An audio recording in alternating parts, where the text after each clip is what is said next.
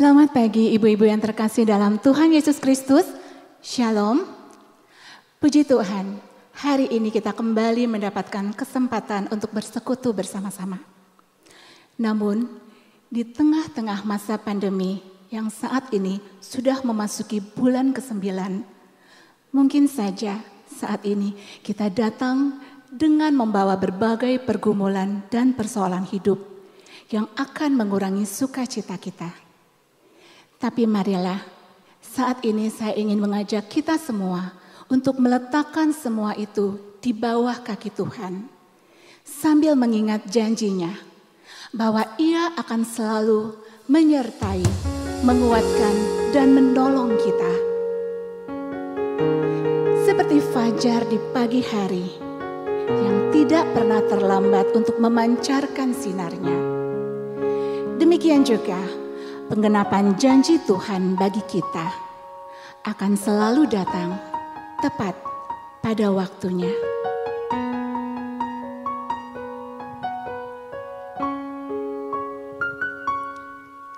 Ketika ku hadapi kehidupan ini, jalan mana yang harus ku pilih? Ku tahu ku tak mampu, ku tahu ku tak sanggup. Hanya Kau Tuhan tempat jawabanku. Aku pun tahu ku tak pernah sendiri, sebab Engkau Allah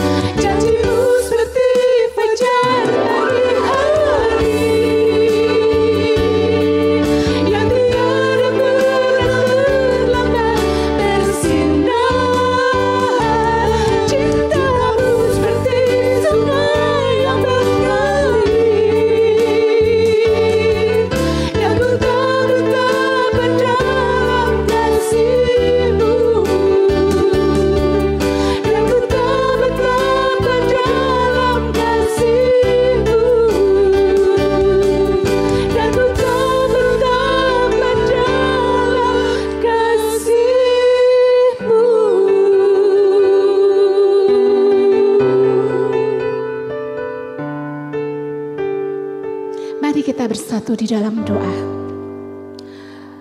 Bapa yang bertahta di dalam kerajaan surga, Bapa yang selalu mengasihi kami mengucap syukur untuk kesempatan yang indah yang Engkau karuniakan hari ini. Kesempatan untuk menaikkan pujian, memanjatkan doa-doa kami, dan kesempatan untuk mendengarkan firman-Mu. Bapa, urapilah setiap kami, siapkan hati dan pikiran kami untuk mengikuti ibadah pada hari ini. Dalam nama Yesus Kristus yang adalah Tuhan dan Juru Selamat kami menyerahkan diri. Amin. Shalom ibu-ibu KW yang terkasih dalam kasih Kristus.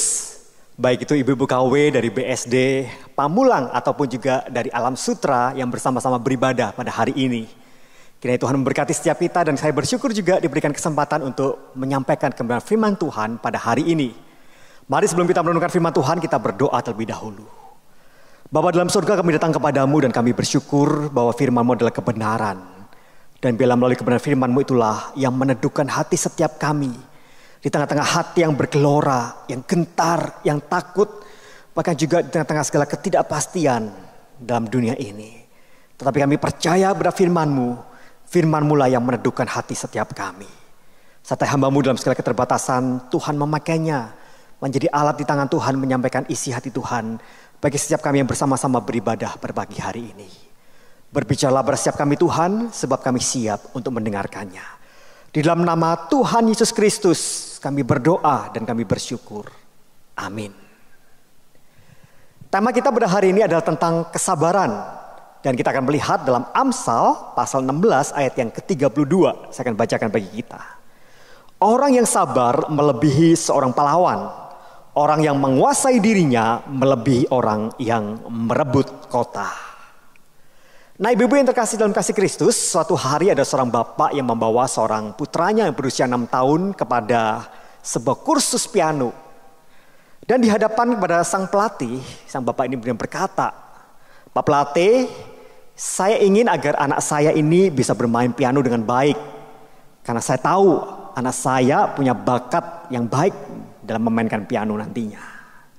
Tetapi Pak pelatih, kalau bisa saya ingin agar Anda melatihnya dalam waktu 6 bulan saja. Karena apa? Karena saya berharap setelah 6 bulan anak saya mahir mainkan piano dan dia bisa mengiringi akan ibadah Natal sekolah minggu di gereja kami, Pak pelatih. Lalu sang pelatih itu kemudian melihat dan menatap sang bapak ini dan kemudian dia berkata, "Oh, bisa saja, Pak. Tapi saya mau tanya, kira-kira Bapak ingin menanam apa?" Dan sang bapak ini terkejut, Pak saudara sekalian. Karena apa? Karena ditanyakan masalah menanam. Lalu dia bertanya, menanam? Menanam apa? Dan kemudian sang pelatih ini kemudian berkata pada sang bapak ini, untuk menanam sebuah pohon jagung diperlukan waktu 3 bulan.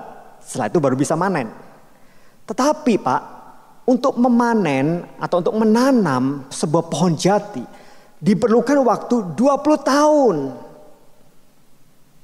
Nah ibu-ibu sekalian, tentu kita tahu apa yang dimaksudkan dengan sang pelatih ini, bukan?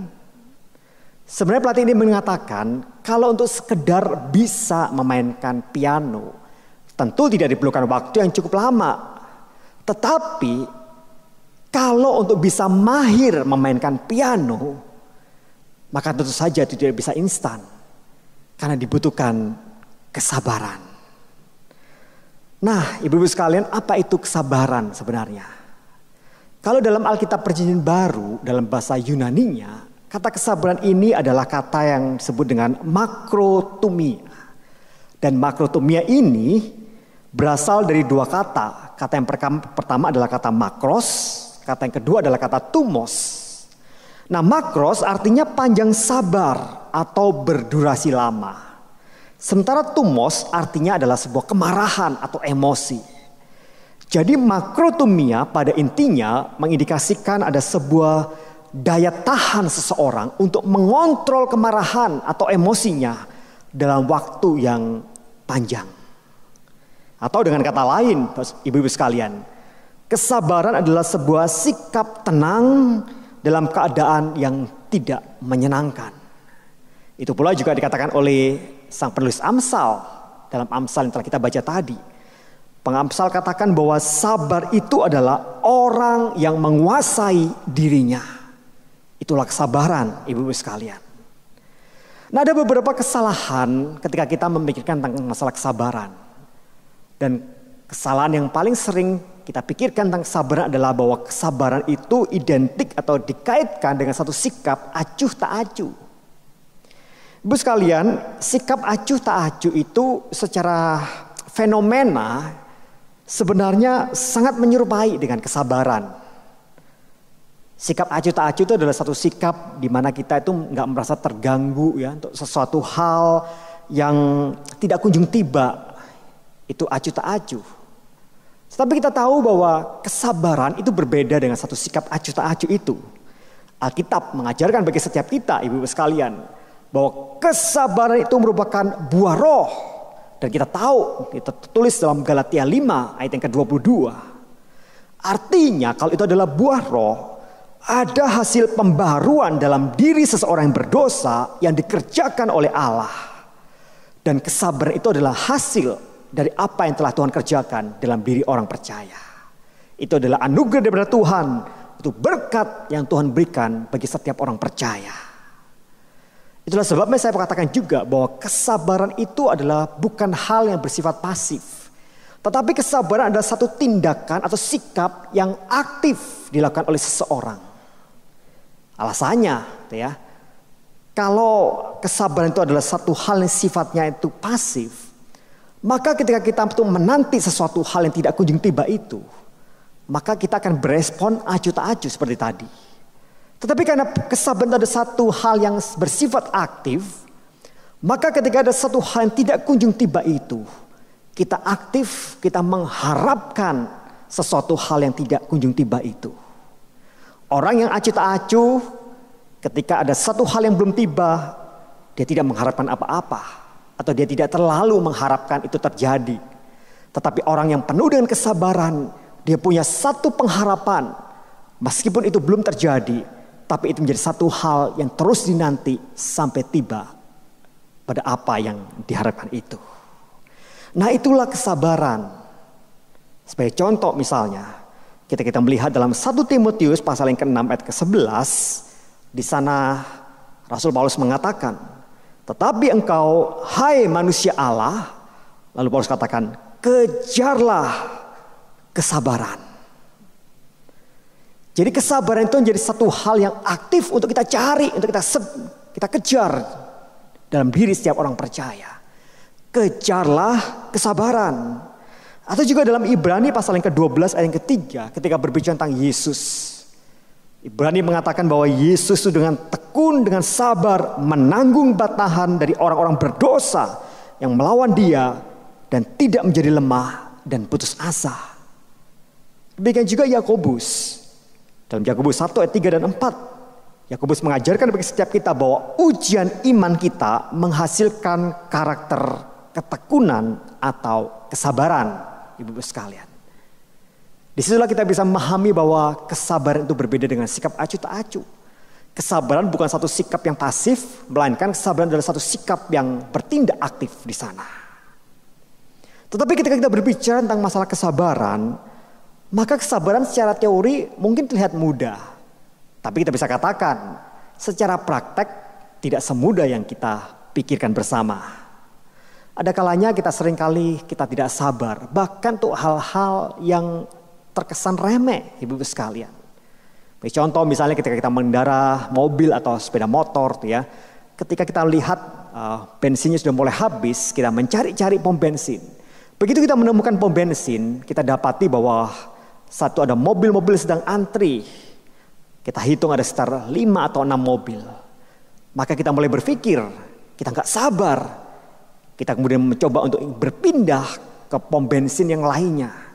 Kita sengaja memutar gitu ya, kita cari pom bensin yang lain dengan harapan bahwa pom bensin yang satunya lagi tidak rame atau tidak antri, ibu-ibu sekalian.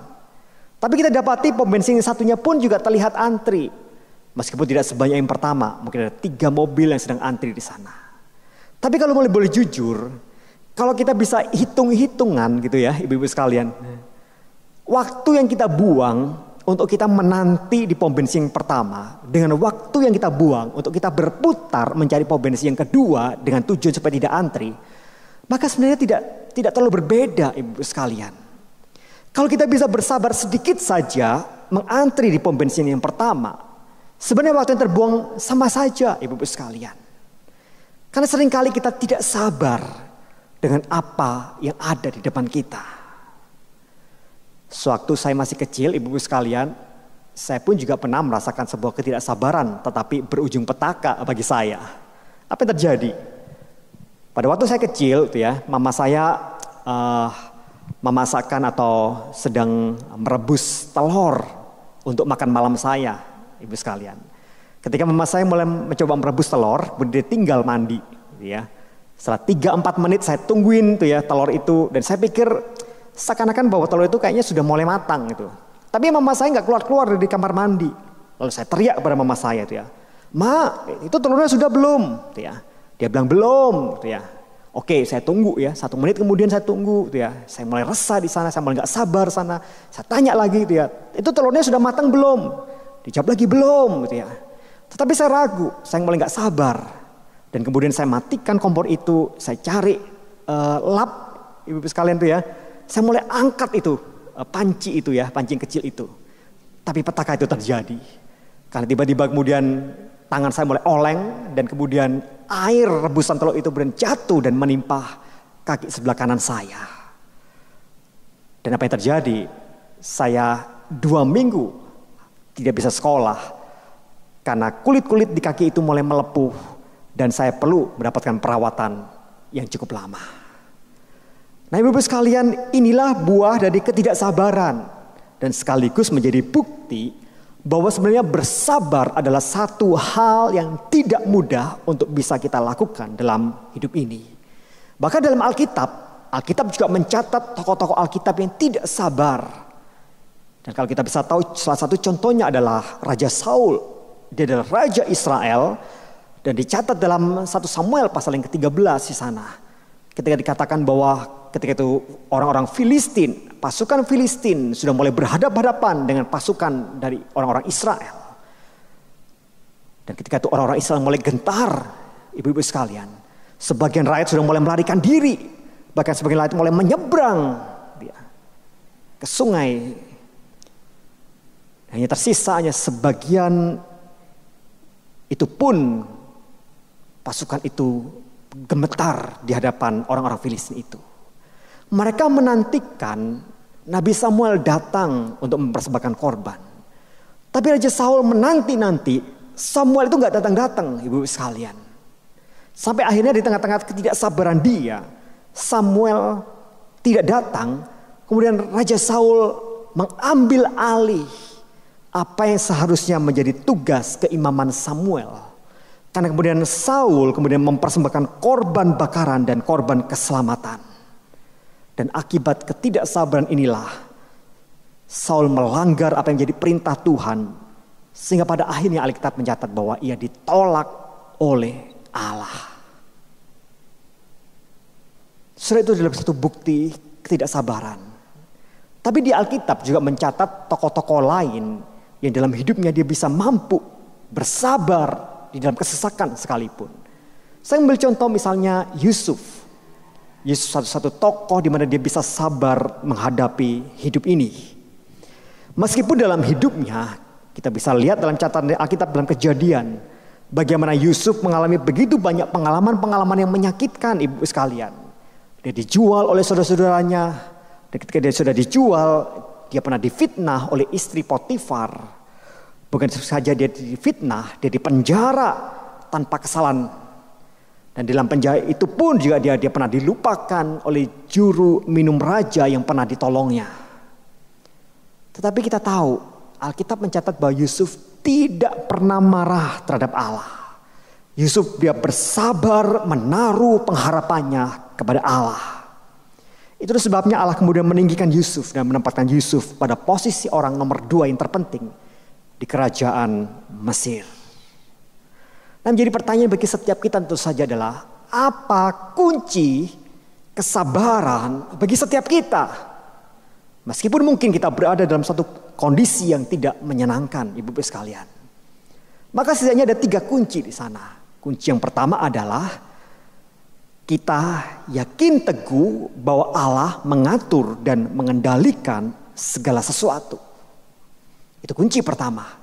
Kita yakin teguh bahwa Allah mengatur dan mengendalikan segala sesuatu.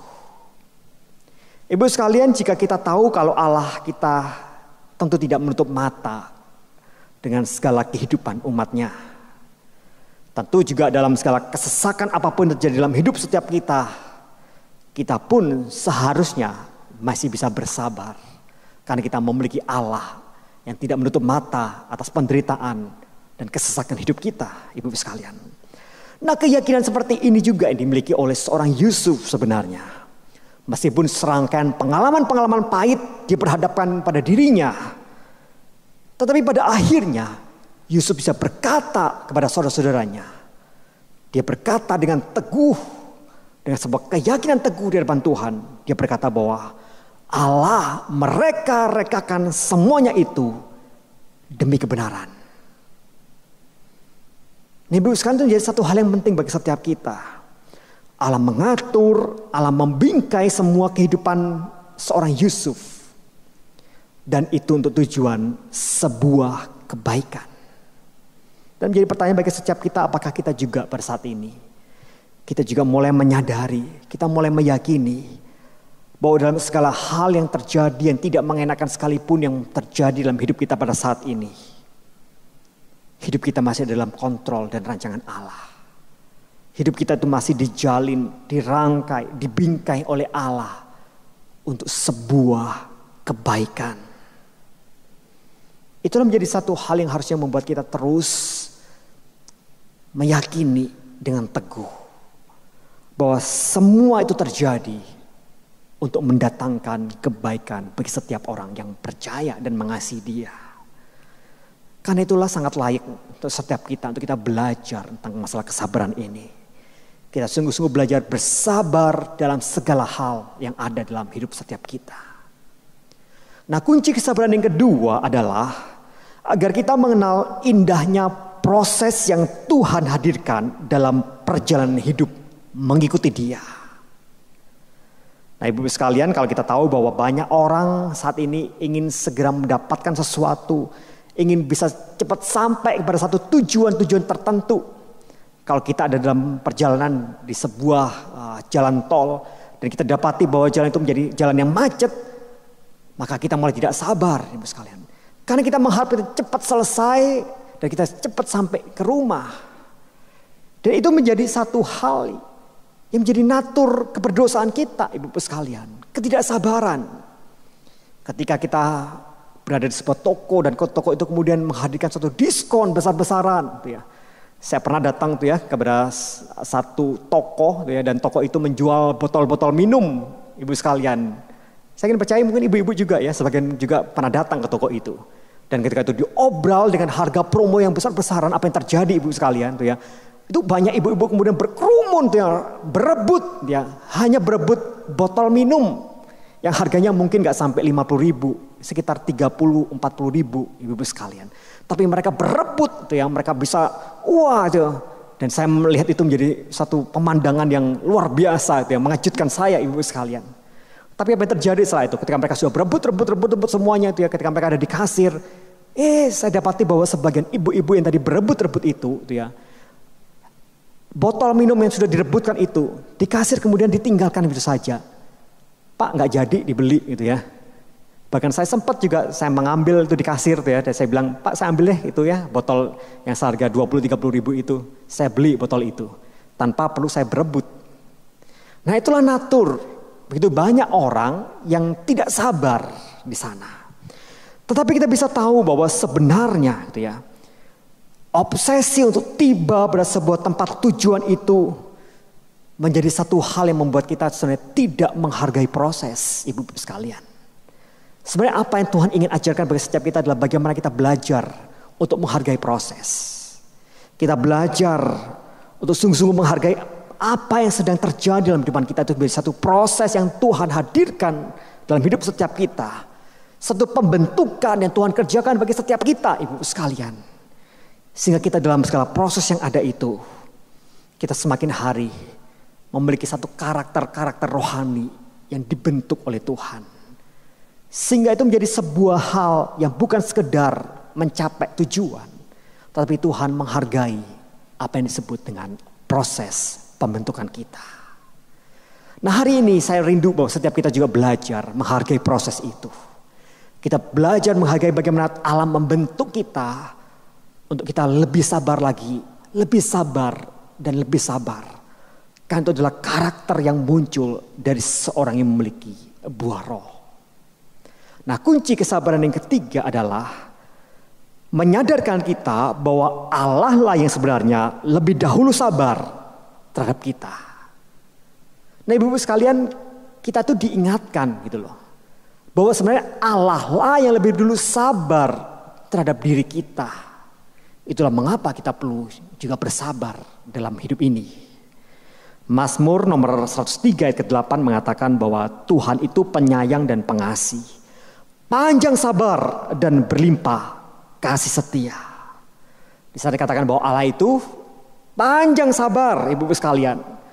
Berarti Allah itu tidak gampang marah, gak gampang baperan, ibu-ibu sekalian. Gak gampang dikit-dikit ngamuk, gak gampang dikit-dikit kemudian marah gitu ya, ibu-ibu sekalian. Dan saya coba membayangkan kalau seandainya Allah kita yang Allah kita puja itu adalah Allah yang baperan, ibu sekalian. Gitu ya. Dikit-dikit kalau kita berdosa dia marah pada kita, dikit-dikit kalau kita bersalah dia kemudian menghukum kita. Apa yang terjadi dengan hidup kita itu ibu-ibu sekalian. Tapi kita tahu Allah kita adalah Allah yang panjang sabar terhadap kita orang-orang yang berdosa ini. Dan itulah menjadi satu hal yang membuat kita harusnya menyadari akan hal itu. Allah dengan sengaja dia bertahan agar manusia yang sebenarnya patut mendapatkan murkanya itu ya, beroleh pengampunan daripadanya. Yesaya 48 ayat 9 mengatakan, oleh karena namaku, aku menahan amarahku, dan oleh karena kemasyuranku, aku mengasihi engkau, sehingga aku tidak melenyapkan engkau. Ibu sekalian, itu menjadi satu firman yang melegakan bagi setiap kita. Allah kita itu panjang sabar. Dia mampu mengendalikan emosi. Dia mampu mengendalikan akan amarahnya terhadap kita, orang-orang yang seharusnya dimurkai olehnya. Oleh karena begitu banyak dosa yang telah kita lakukan di hadapan Dia. Tuhan kita adalah Tuhan yang panjang sabar. Bahkan sampai Dia membawa dan menyerahkan putra tunggalnya untuk datang ke dalam dunia ini. Dan ketika sang putra tunggal itu yaitu Yesus Kristus, dia datang dalam dunia ini, dia melalui kehidupan yang penuh dengan penderitaan. Bahkan dia mati di atas kayu salib dengan segala penderitaan itu. Dia sabar menanggung segala penderitaan itu demi kita, orang-orang yang tidak sabar itu, orang-orang yang seharusnya dimurkai oleh Allah. Sehingga dalam kesabaran Allah itu, dalam kesabaran sang putra Allah yang tergantung di atas kayu salib itu, setiap kita, engkau dan saya, diselamatkan olehnya. Ibu-ibu sekalian, bagaimana dengan kita? Sudahkah kita menjadi anak-anak Tuhan yang hidupnya memiliki karakter buah roh itu? Kita bersabar dalam hidup ini. Kita mungkin mengalami begitu banyak kejadian-kejadian yang tidak mengenakan dalam diri kita. Kejadian-kejadian yang membawa kita semakin hari mungkin kita dicobai untuk kita tidak sabar menghadapi semuanya itu. Keadaan-keadaan yang tidak menyenangkan. Bahkan juga mungkin pada masa-masa ketika kita ada dalam masa pandemi COVID-19 ini.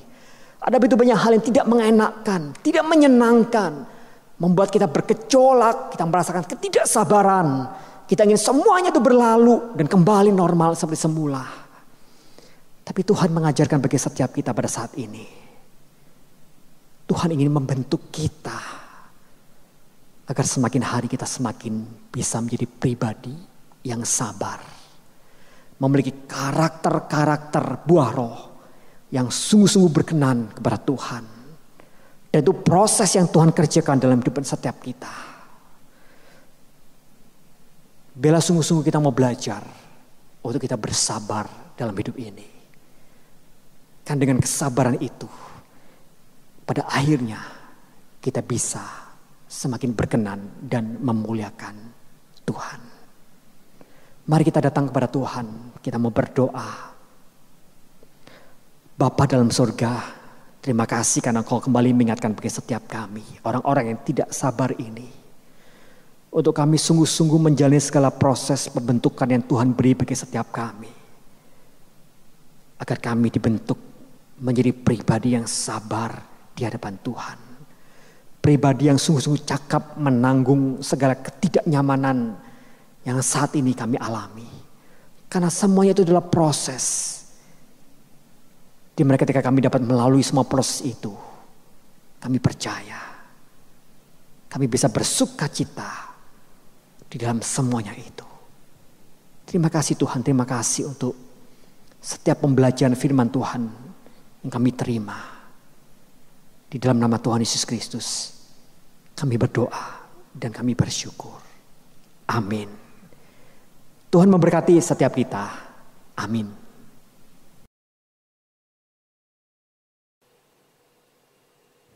Ibu-ibu yang terkasih, saat ini kita mendapat kesempatan untuk membawa persembahan kita. Mari kita berikan yang terbaik untuk Tuhan. Untuk memberikan persembahan dapat diberikan dengan melakukan scan pada QR Code yang terletak pada layar di sebelah kanan saya. Atau bisa juga dengan melakukan transfer ke rekening gereja. Jangan lupa cantumkan angka 6 pada digit terakhir di nominal yang akan ditransfer. Mari ibu-ibu, kita naikkan pujian Bawa Persembahanmu.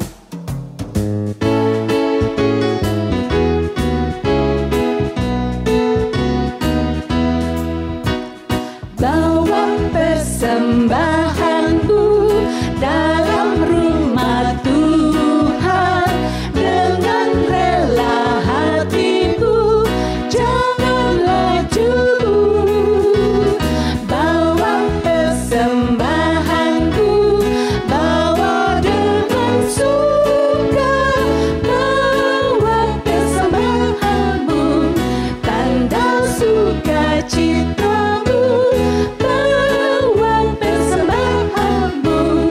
Ucaplah syukur, bawa Tuhan padamu, tidak tertandingi oleh apa saja pun dalam dunia. Kasih dan karunia telah kau terima, bawa persembahanmu, tanda sukacitamu, bawa persembahanmu, ucaplah syukur. Bawa persembahanmu, bawa persembahanmu, tanda sukacitamu, bawa persembahanmu, ucaplah syukur. Mari kita bersatu di dalam doa persembahan. Bapa dalam surga, saat ini kami membawa sebagian dari berkat yang Engkau limpahkan dalam hidup kami. Berkatilah persembahan kami ini ya Tuhan, dan pakailah persembahan ini untuk mendukung pekerjaan-Mu. Terima kasih ya Bapa. Dalam nama Yesus yang adalah Tuhan dan Juru Selamat kami berdoa. Amin. Ibu-ibu yang terkasih di dalam Tuhan Yesus, kita akan mengakhiri persekutuan Komisi Wanita kita pada hari ini. Kita akan menaikkan pujian Bapa terima kasih. Bapa terima kasih.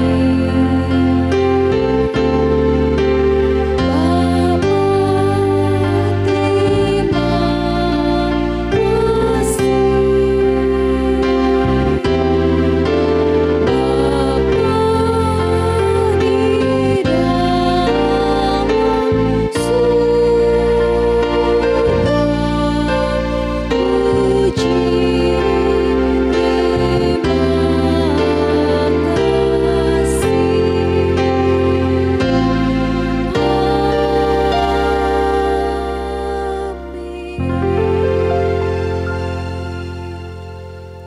Bapa kami di dalam surga, kami mengucap syukur karena hari ini Tuhan, Engkau masih memperkenankan kami untuk bersama-sama mengikuti persekutuan wanita.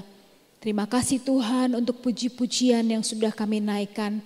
Terima kasih untuk firman Tuhan yang sudah kami dengarkan.